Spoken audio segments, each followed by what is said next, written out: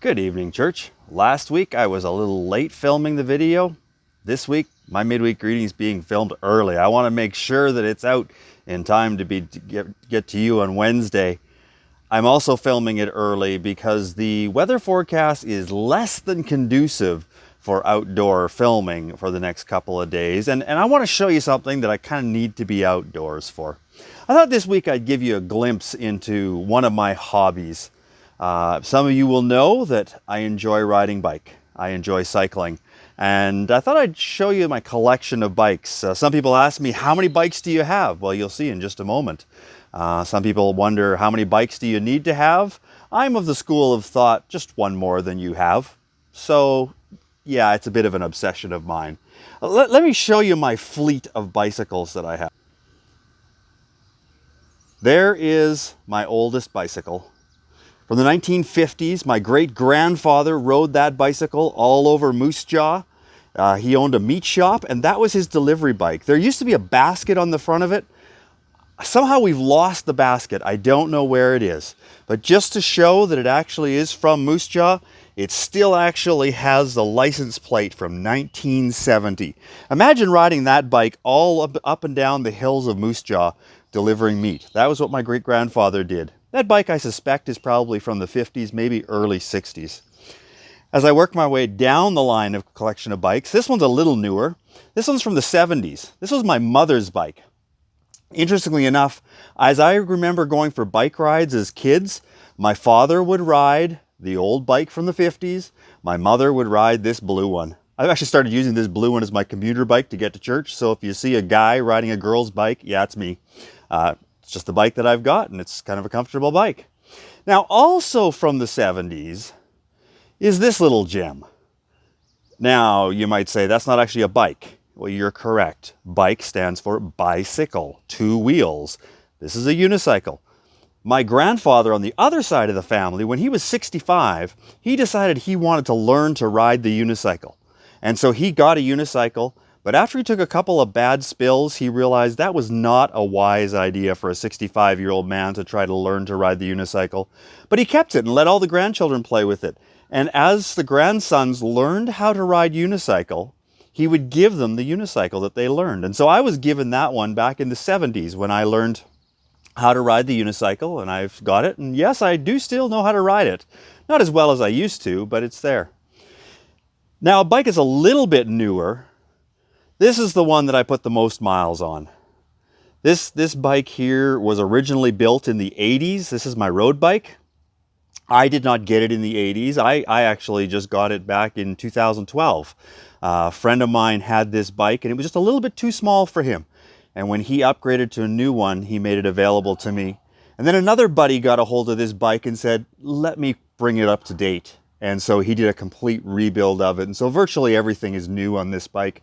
This is the bike that I spend hours on the saddle in.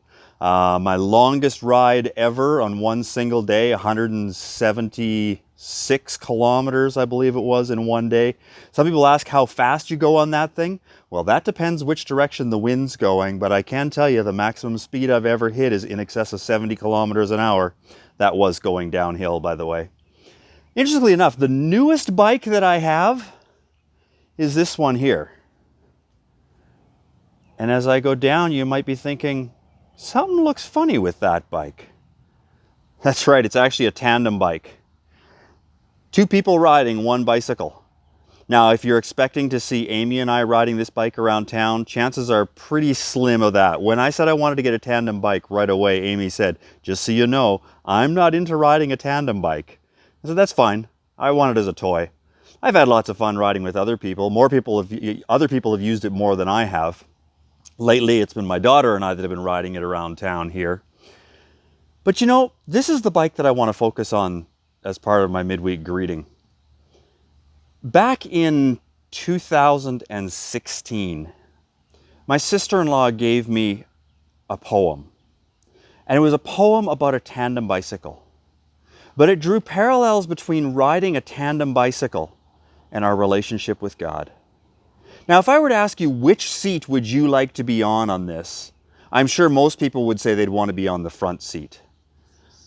Well, when you think about riding the tandem bike, the front seat definitely is where you be. The thing with riding on a tandem bike is the person in front has all the control.